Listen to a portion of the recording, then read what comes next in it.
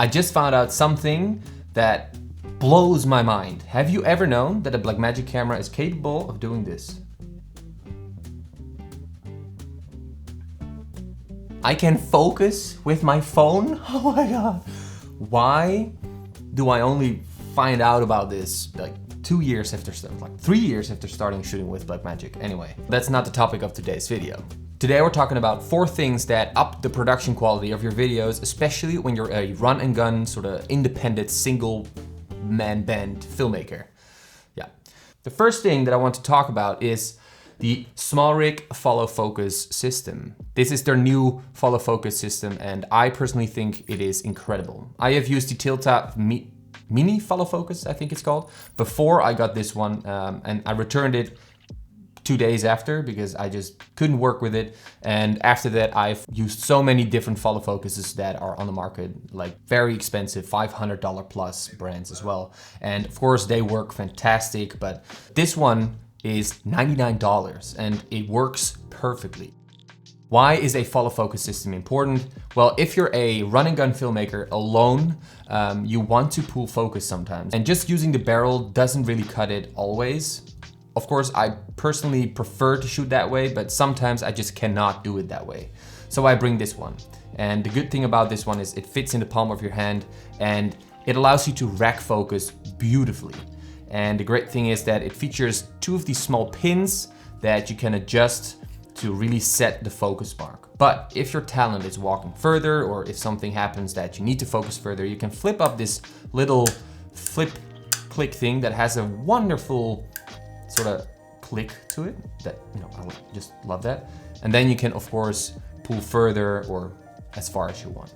So a great tool to use on set, especially if you're a filmmaker that does everything alone.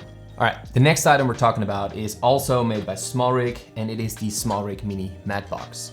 Now, first off, why would you want to use a matte box in the first place? Well, a matte box is very useful if you are using professional grade filters, the 4x5.65 filters. And the good thing about this matte box is that it has a slide out tray. So you can load up the filters inside this tray and then load it up like so, which is a better system than the Tilta Mini Matte Box because you just slide the filter inside the matte box and it feels a little bit flimsy because it's held with this tiny button somewhere around here. And this is a proper sort of tray that you can actually put the filter in, click it secure, and then slide it back in. Of course, I like the drop-in filter system better, but that just doesn't work with such a small footprint. The second reason why you want to use a matte box in some situations is because of the top flag. Bigger matte boxes of course feature side flags as well, but of course that doesn't fit on such a small footprint. But a top flag just eliminates that glare that shines into the lens that causes a lot of contrast loss. So for example, if you're shooting in bright daylight and the sun is a little lower and it shines right into the lens, you might experience a lot of contrast loss that you can eliminate with a top flag like this. Of course, to some, that contrast loss is aesthetic that you're searching for, but for some, especially in corporate shoots, this might be something that the client doesn't want, or the filmmaker, you. In this case. The mini matte box comes of course with a couple different sizes of rings, so you can put it on top of the lens, which makes it nice and easy because you don't have to add on any rods or something. It also comes with a system so that you can use rods and to make lens swaps a little bit easier, because personally I don't really like to screw off the ring constantly. If I know that I'm going to do a lot of lens switches, I will mount this thing on the rods because I can just screw it loose, take it off, put a new lens on and put it back on. That makes it a lot easier and nicer to use actually. All right, now that is the matte box. The next one is get yourself a very good tripod and most importantly, a good video head. So this is my tripod. Not sure if it's going to fit here.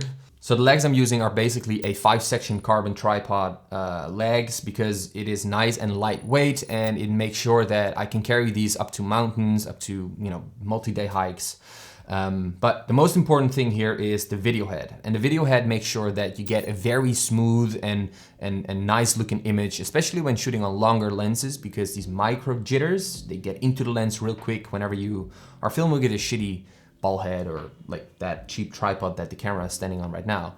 that just doesn't work. So invest in a good video head. That's the most important thing. The great thing about this tripod is that it has multiple rings that you can adjust. And of course, now it's very loose, but I can just screw it tighter,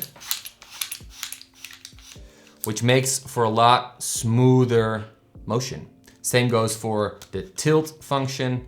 Now it is very stiff, but I can unscrew this one and it gives me a very nice and responsive tilt motion. So this way you can get a lot more control over your movements when you're tripoding your footage, when you're using your camera on a tripod. Now, on to the next one, which are sliders. So I bought this slider, which is the Zepan Micro 2 slider, and the cool thing about this one is that it extends. So actually the size of this slider gets multiplied by 2, which is great because it's a very small, tiny slider, which is actually quite big because it extends so far. And the easiest thing, you can screw it on your tripod and then put your video head on top of this screw here. And then you have a tripod and a video head and a sort of forward and backward motion, which can create very interesting looking images, especially if you consider the size and the weight of this thing.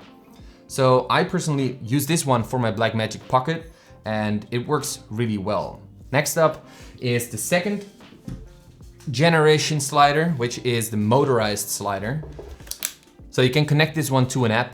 It's the Zepan app. It works really well and you can use another cable to make time lapses with. And this is actually working as your intervalometer. So you don't need to bring another extra intervalometer to shoot your time lapses with. Of course, it doesn't work with your Blackmagic Pocket, but it does, for example, work with my EOS R. Yeah, check this one out because it's quite cool. It's actually really well built, feels really sturdy, it's pretty heavy. So maybe not your best travel companion, but still, to have a motorized slider that extends like twice the size is quite interesting. Quickly want to mention my LUT website. I updated it completely with new graphics and new basically everything. So check the link in the description. I'll add a 20% off for a week. So make sure you check that out because I've added some pretty interesting packs. So that being said, thank you so much. Catch each other next week. And just wanted to mention that there are some massive differences and changes to the channel coming up. I have some incredible ideas and it technically means I'm going to zoom out from the gear and all that stuff, and I'm going to talk about more of the productivity side, how to start a business, how to run a successful freelance company and all that stuff. So a lot of cool stuff coming. So hopefully you guys up for that. And that's it. Thank you. Bye.